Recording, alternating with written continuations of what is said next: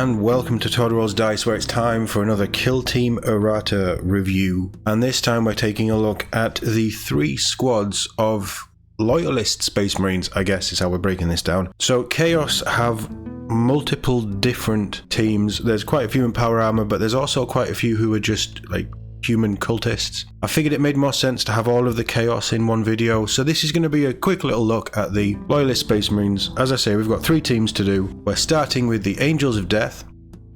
So this is the more traditional Space Marine teams that you would see running around the board. I think this was in the starter set. They were also, previous to the starter set, the special limited edition run of the individual boxed, sort of fixed loadout characters. They are lovely sculpts. But it's funny, the more that I look at Primaris Space Marines, the less I like them, which is really weird. But these are stunning. I've got these to build and I can't wait to build them. And the team itself, I think they're very starter friendly. You get multiple different rules with them, and they are just generally solid as you'd expect a Space Marine to be. They have very strong rules, and as an elite team, who honestly don't have a huge amount of options, but they do have, if you want, you can take a sniper or you can take a heavy gunner. They do have access to some pretty nice bits, but there isn't a huge amount of AP, but they are a lot of wounds. So yeah, really cool squad. And there's no errata commentary at all for them. Okay, I was expecting there to not be much because they are the starter team. Like I say, they come in the starter set. So I didn't think that they'd be messing around with them, but is there really nothing? There's nothing. I guess the balanced team think that Space Marines are the perfect team.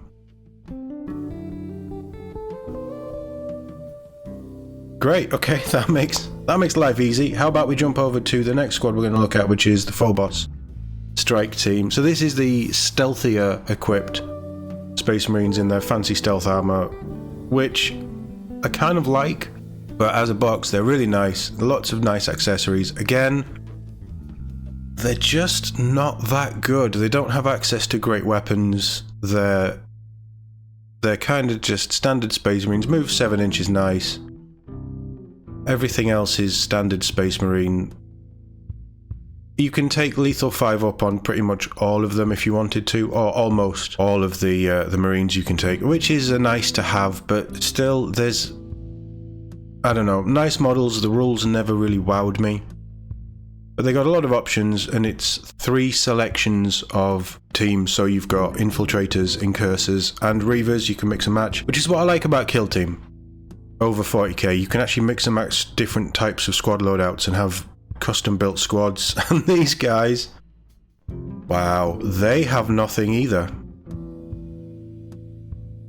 This can't be right. It says they were updated. What is going on? I would have thought of all teams, these needed some balance changes to make them a bit more playable, because I don't think they're that playable, unless I'm just not understanding them properly, which is always a thing. But there's definitely no errata changes there, 1.0 or 1.1, so maybe we'll hit something with the Scouts. Scout Squad, these are my favourite models. I've always loved Scout models. Just a beautiful team, but again, sadly, they're just lacking a bit of punch. They are slightly less in every way compared to other Space Marines, but they're a 10-man, high-wound team.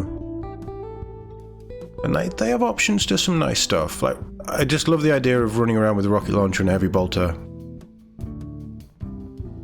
Oh, we do have changes. Great. Finally, we have a Space Marine squad that has changes.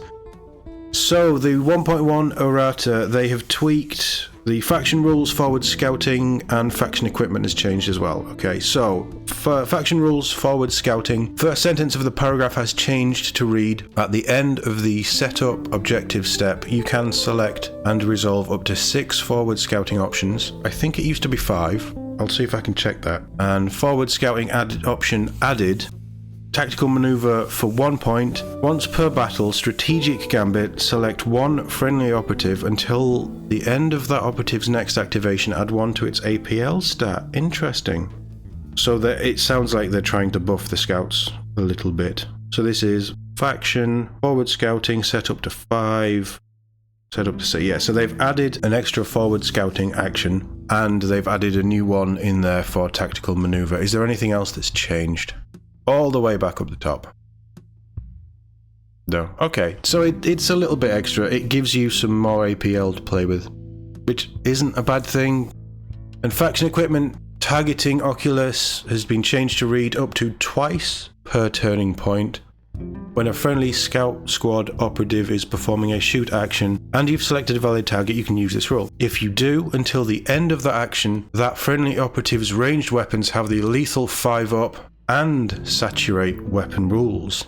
What did it used to be before? I'm guessing it was just saturate, was it? It used to be once per turning point, and it would just give you saturate. So it gives you lethal 5-up and yeah, they're buffing these.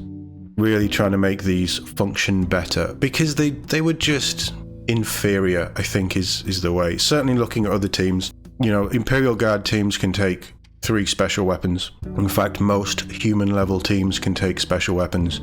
These guys are slightly more than human. They're not full Space Marines, but still, functionally, they're, apart from a few extra wounds and maybe slightly better armor, they're just humans. And a bolt gun, it's not really inspiring. They had very little AP. One shot of the sniper rifle was devastating 3. Oh no, they changed it. This was one of the few. I think the other one is the Angels of Death sniper, where if he's stationary, he's always silent, which was a nice change, I guess. But still, you've got to get those hits through. And the heavy gunner, I would always take the missile launcher because it does give you piercing, but piercing crits on the heavy bolter, I suppose. Yeah, I mean, they're just not.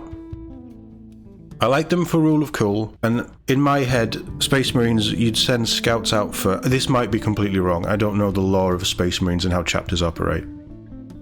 In my head, you throw them out first, you get the lay of the land, they send back information, but it's also a training exercise, so these guys would be quite common on a kill team style battle. So I've always loved these, and the new models are beautiful. Probably my favourite Space Marine set. I've always loved scouts. But yeah, no, they've buffed them to just give them a little bit extra, which is nice. Maybe it'll help them, we'll have to see what happens. But that's it for Angels of Death, Phobos.